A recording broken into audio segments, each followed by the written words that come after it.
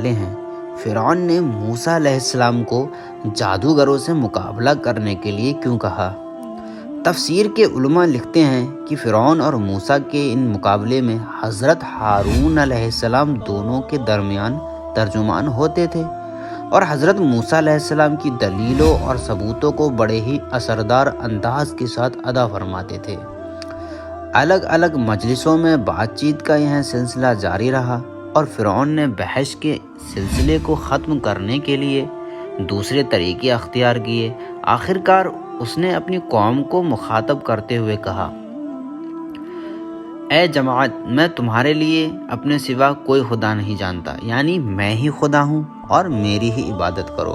اور پھر وزیروں مشیروں کو حکم دیا اور کہا، اے حامان، میرے لیے ایک بلند عمارت تیار کر تاکہ میں آسمانوں کی بلندیوں اور ان کے ذریعوں تک دسترس حاصل کر سکوں اور اس طرح موسیٰ کے خدا کا حال معلوم کر سکوں، اور میں تو اس کو جھوٹا ہی سمجھتا۔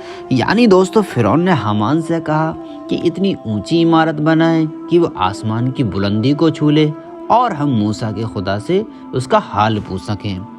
حامان کے بارے میں قرآن نے صاف نہیں کیا کہ یہ شخصیت کا نام ہے یا عہدے اور منصب کا، اور نہ اس نے اس پر روشنی ڈالی کہ حامان نے عمارت تیار کرائی یا نہیں۔ تورات بھی اس بارے میں خاموش ہے۔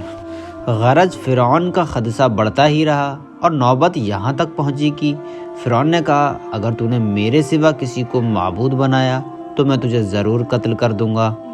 تبھی موسیٰ نے کہا، اگرچہ میں تیرے پاس ظاہر نشان لایا ہوں تب بھی تو مجھے کیا قتل کر دے گا؟ پھر فرعون نے کہا، اگر تو سچا ہے تو وہ نشان دکھا۔ تبھی حضرت موسیٰ علیہ السلام آگے بڑھے اور بھرے دربار میں فرعون کے سامنے اپنی لاٹھی کو زمین پر ڈالا۔ اسی وقت اس نے اجگر کی شکل اختیار کر لی اور یہ حقیقت تھی، نظر کا دھوکہ نہ تھا۔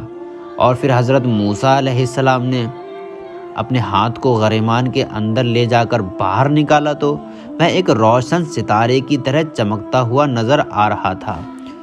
یہی دوسری نشانی اور دوسرا معجزہ تھا۔ فرعون کے درباریوں نے جب اس طرح ایک اسرائیلی کے ہاتھوں اپنی قوم اور اپنے بادشاہ کی ہار کو دیکھا تو تلملا اٹھے اور کہنے لگے، بے شک یہ بہت بڑا ماہر جادوگر ہے اور اس نے یہ سب ڈھونگ اس لیے رچایا ہے کہ تم پر غالب آ کر تم کو تمہاری سرزمین مصر سے باہر نکال دے۔ اس لیے اب ہم کو سوچنا ہے کہ اس کے بارے میں کیا ہونا چاہیے۔ آخر فرعون اور فرعونیوں کے آپسی مشورے سے یہ طے پایا کہ فی الحال تو اس کو اور ہارون کو مہلت دو اور اس مدت میں پورے راجیہ سے ماہر جادوگروں کو راجدھانی میں جمع کرو اور پھر موسیٰ کا مقابلہ کراؤ، یہ ہار کھا جائے اور اس کے تمام ارادے خاک میں مل جائیں۔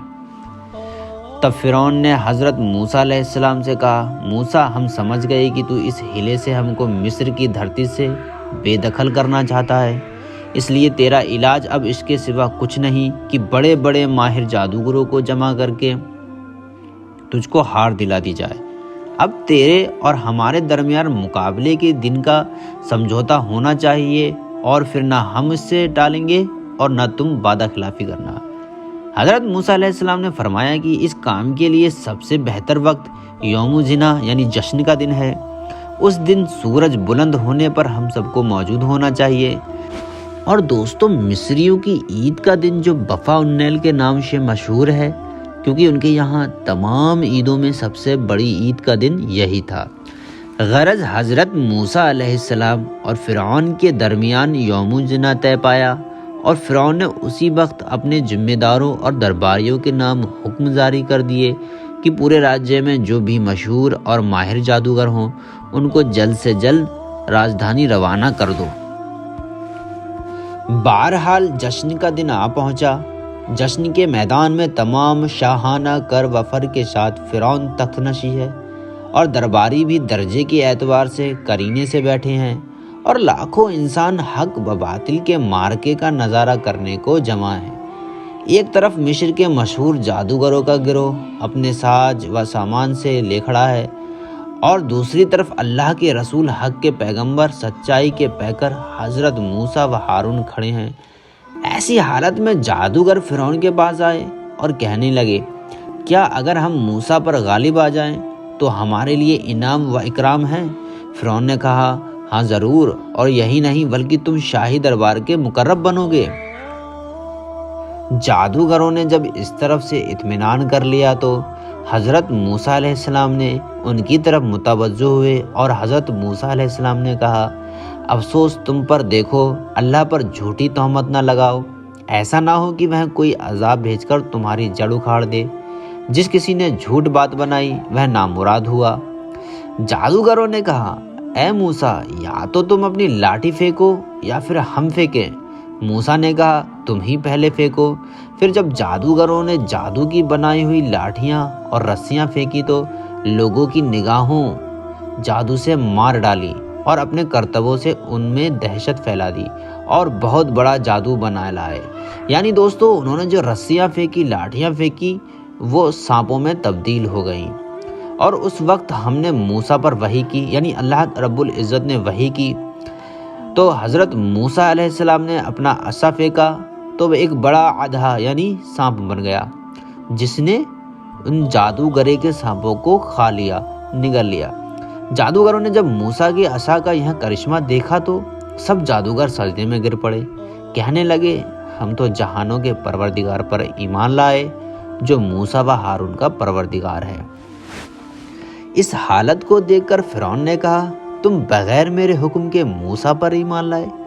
ضرور یہ تمہارا سردار ہے جس نے تمہیں جادو سکھایا۔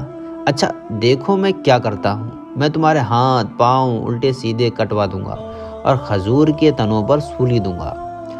مگر سچا ایمان جب کسی کو نصیب ہوتا ہے، بھلے ہی وہ ایک لمحے کا ہی کیوں نہ ہو، وہ ایسی بے پناہ روحانی قوت پیدا کر دیتا ہے کہ کائنات کی کوئی زبردست سے زبردست طاقت بھی اس کو مرعوب نہیں کر سکتی۔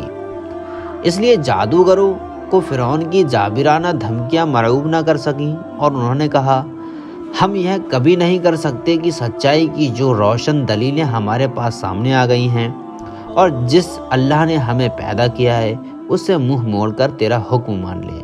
تو زیادہ سے زیادہ کر بھی کیا سکتا ہے؟